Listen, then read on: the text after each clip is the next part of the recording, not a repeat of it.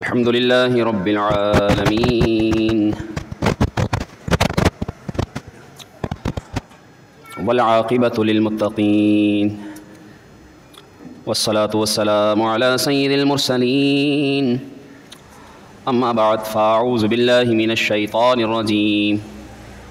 بسم الله الرحمن الرحيم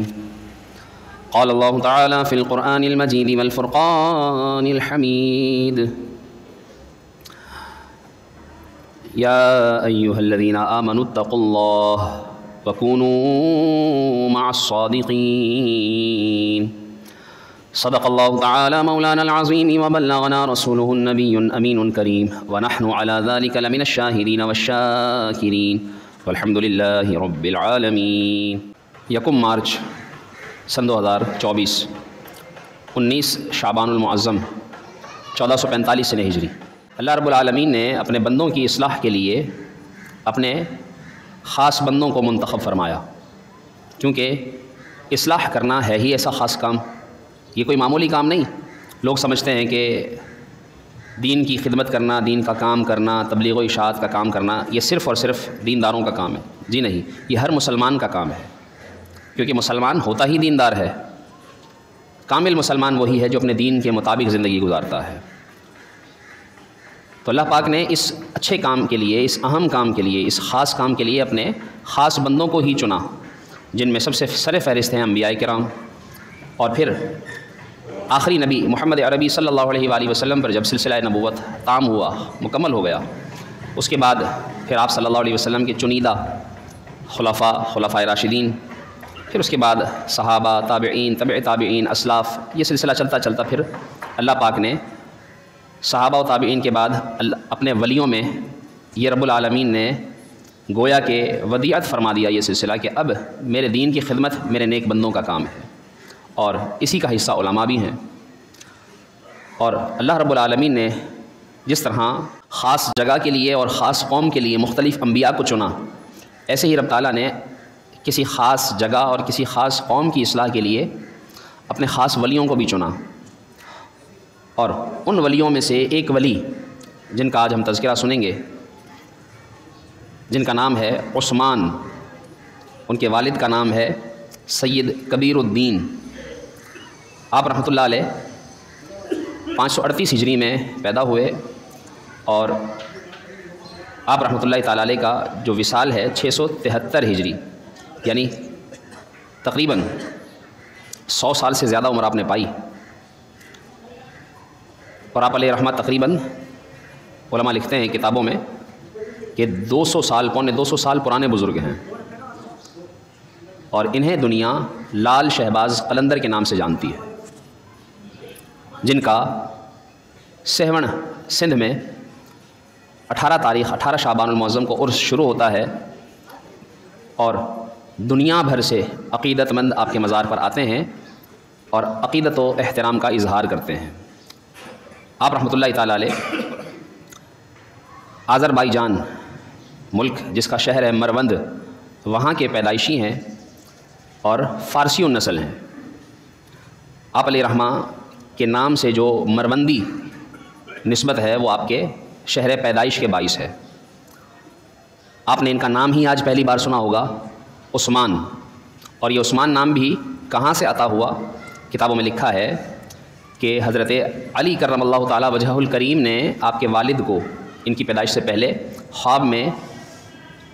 جب انہوں نے یہ عرض کیا کہ میرے ہاں اولاد ہو، تو حضرت علی نے خواب میں انہیں بشارت دی کہ تمہارے ہاں بیٹا ہو تو اس کا نام عثمان رکھنا، اور 384 دن کا جب وہ ہو جائے، یعنی 1 سال 1 مہینے کا ہو جائے، 13 مہینے کا ہو جائے، تو اسے مدینہ شریف لے کر حاضر ہونا اور حضرت عثمان کی قبر پر حاضری دینا،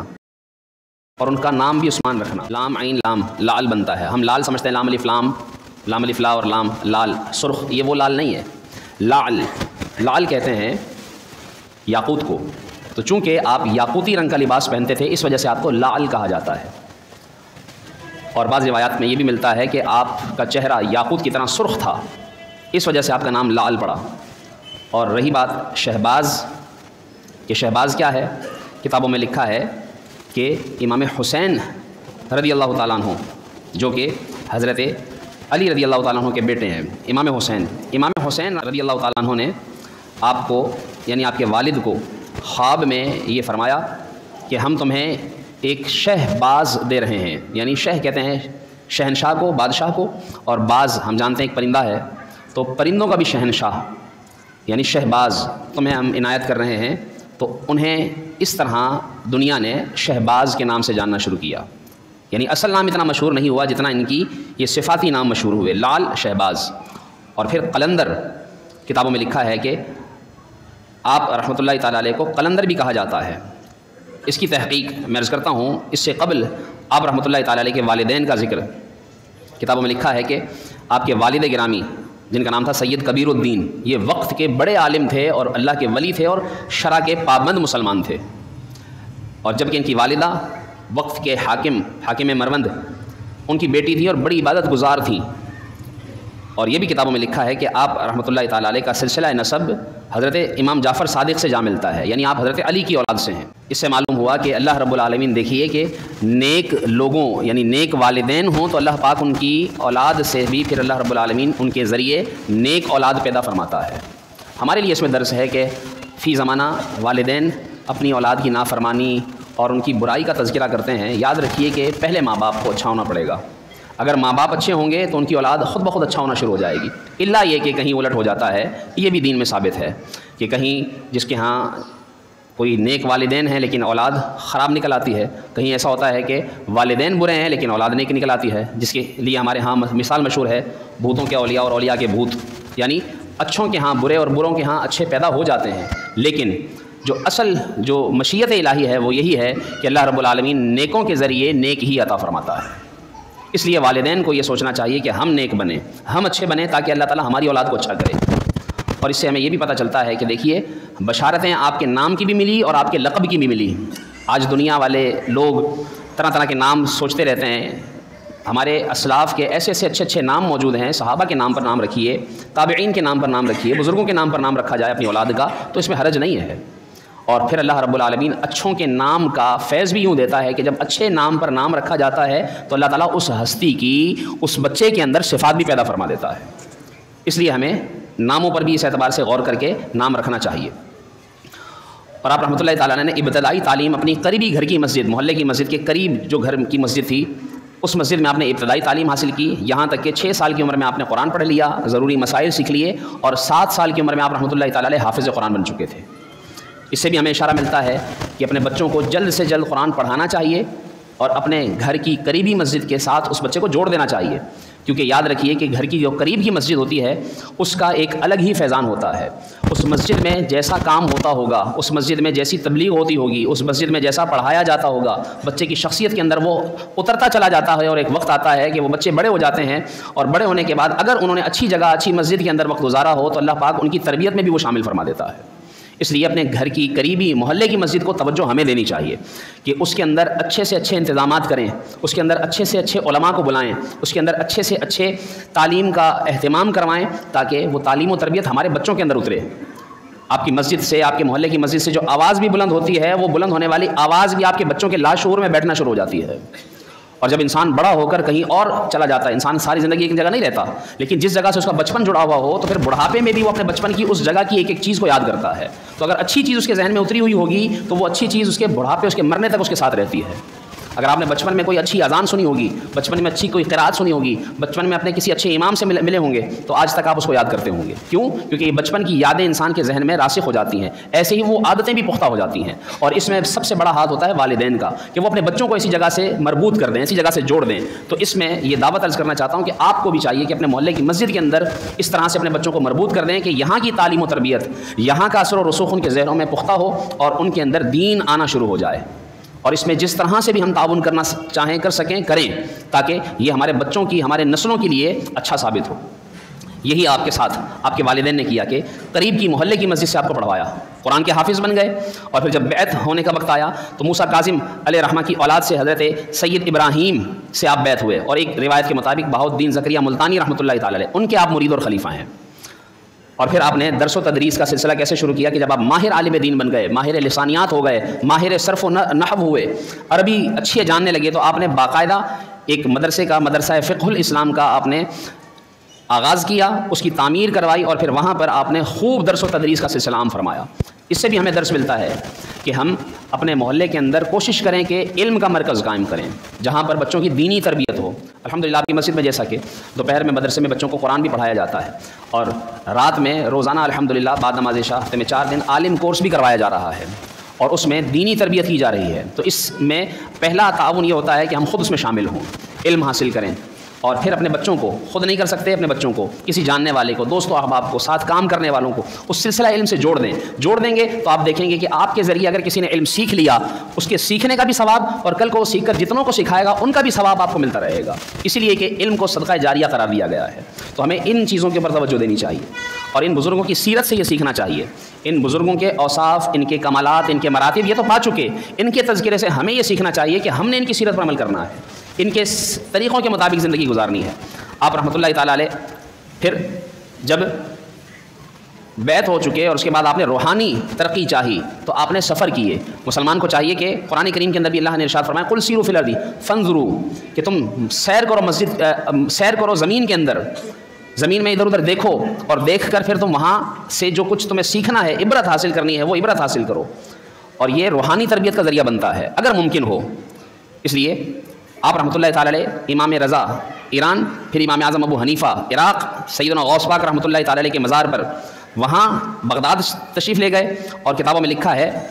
کہ پھر آپ وہاں سے ہندوستان آئے، وہاں خواجہ بختیار،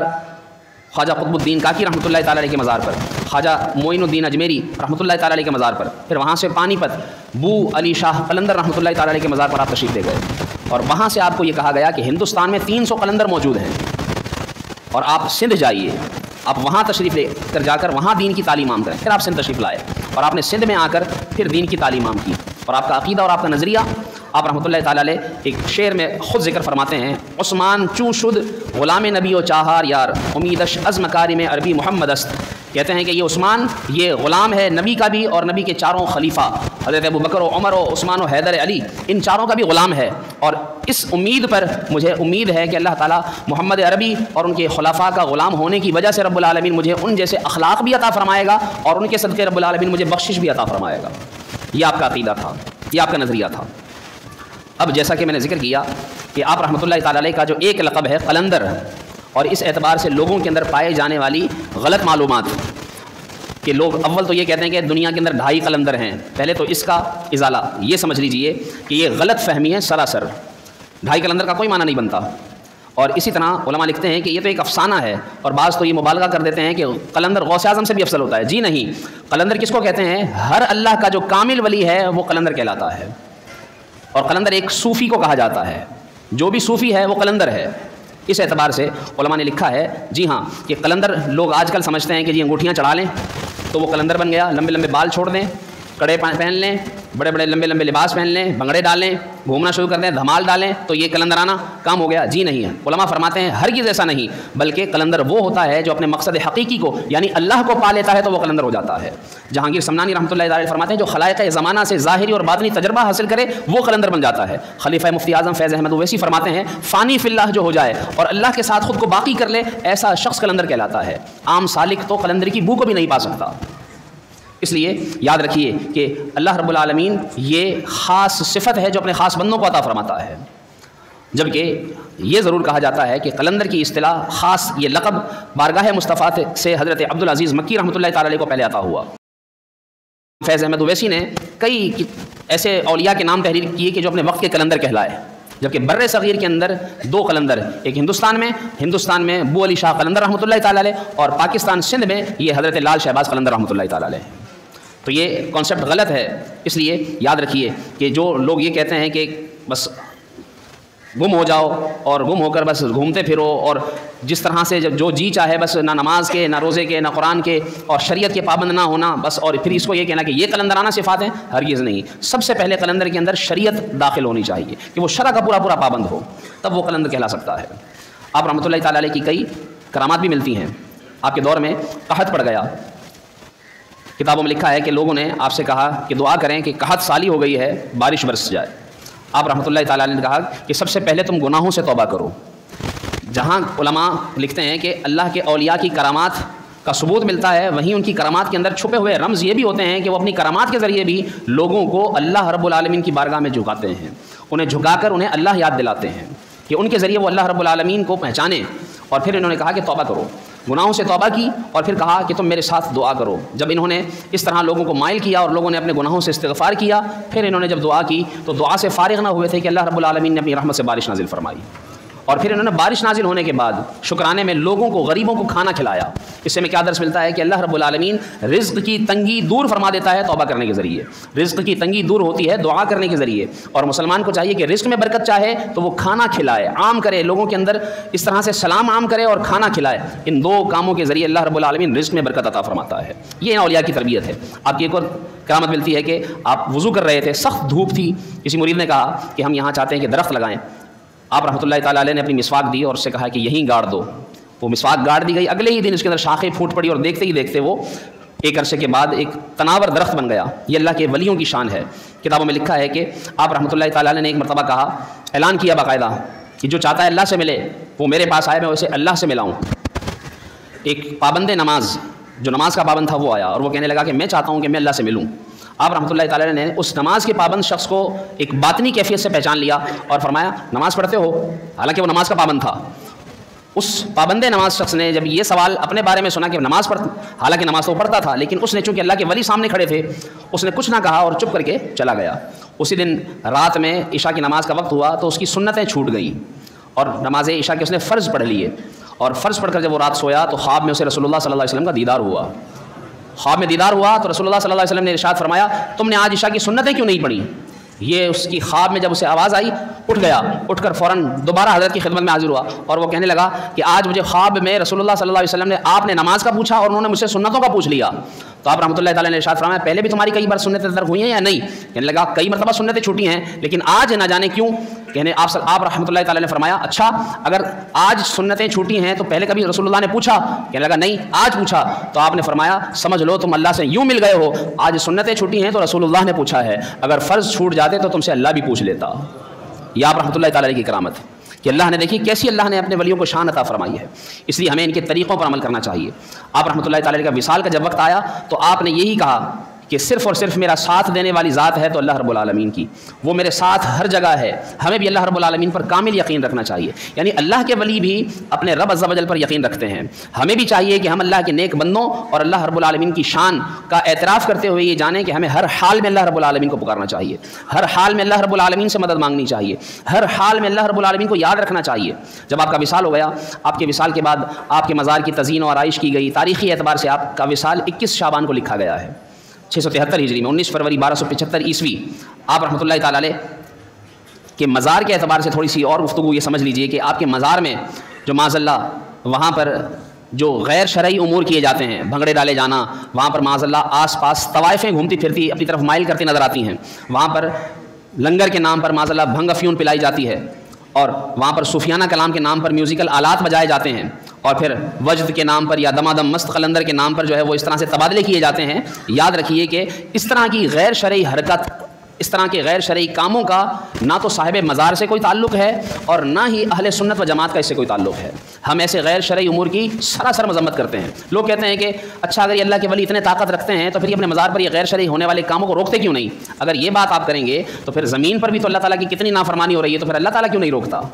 یاد رکھیے کہ اس میں ہرگز ایسی کوئی تعلیم نہیں ہے کہ وہ اللہ کے اولیاء کچھ ایسا درس دے کر گئے ہوں کہ ایسا کرو. جی نہیں، وہ تو اس سے ناراض ہیں. جیسے اللہ رب العالمین اپنی نافرمانی سے ناراض ہے، وہ چاہے تو سب ایک دم مسلمان ہو جائیں، لیکن اللہ کی مشیت ہے. ایسے ہی کسی مزار پر کسی کا غلط کام کرنا، اس میں اس بات کا اشارہ نہیں کہ وہ صاحب مزار کے اندر طاقت نہیں. جی نہیں، یہ اللہ کی مشیت ہے. وہ اچھوں کے ذریعے بروں کی اور بروں کے ذریعے اچھوں کی پہچان کرواتا ہے. ایسی جگہ پر تو ہماری آزمائش ہوتی ہے کہ ہم ایسے کسی غیر شرعی کام میں شامل نہ ہوں. اس لیے ہماری ذمہ داری بھی اور وقت کی حکومت کی بھی ذمہ داری بنتی ہے. بلکہ میں یہاں پر کہنا چاہوں گا کہ ہمیں چاہیے کہ ایسی جگہوں پر کہ جہاں پر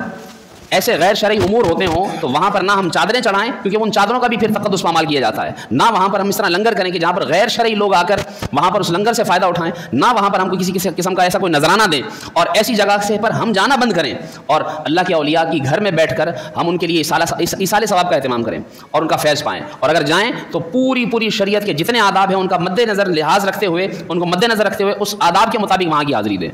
اور اسی طرح حکومت وقت کو بھی چاہیے کہ خاص طور پر جو ہمارا محکمہ اوقاف ہے اور وہ وہاں پر غیر شرعی امور نہیں روکتے، یا وہاں پر آنے والے لوگوں کو جو تانتا بندھا رہتا ہے اور اس میں جو مرضی کریں، وہ صرف اور صرف اس لیے کہ یہاں پر نذرانے آئیں گے اور وہ نذرانے کا پھر کہاں کیا کیا جاتا ہے کچھ نہیں معلوم۔ اس لیے مسلمانوں کو چاہیے کہ اللہ کے اولیاء سے اپنی عقیدت کو اسی طرح سے سلامت رکھیں جس طرح شریعت نے حکم دیا ہے، اور ان سے اس طرح فیض حاصل کریں۔ تو ان کی سیرت ہمیں یہ سکھاتی ہے کہ ہرگز ہرگز غیر شرعی کاموں کے قریب نہ جائے مسلمان سچا مسلمان اللہ کے اولیاء کی جو صحیح تعلیمات ہیں ان کے مطابق زندگی گزارے، ان کے مطابق زندگی گزار کر اور اپنی زندگی کے اندر شریعت نافذ کرے، سب سے پہلے شرع کا پابند ہو، اور شرع کا پابند ہو کر پھر اللہ کے اولیاء سے اس طرح سے اپنی نسبت قائم کرے کہ اللہ پاک ہمیں ان کے طریقے پر عمل کرنے کی، ان کی سیرت پر چلنے کی توفیق عطا فرمائے۔ اللہ کریم ہم سب کو صحیح باتوں پر عمل کرنے اور برائیوں سے بچنے کی توفیق دے، آمین بجاہ نبی الامین۔ حقیقت میں وہ لطف زندگی پایا نہیں کرتے جو یادیں مصطفیٰ سے دل کو بہلایا نہیں کرتے۔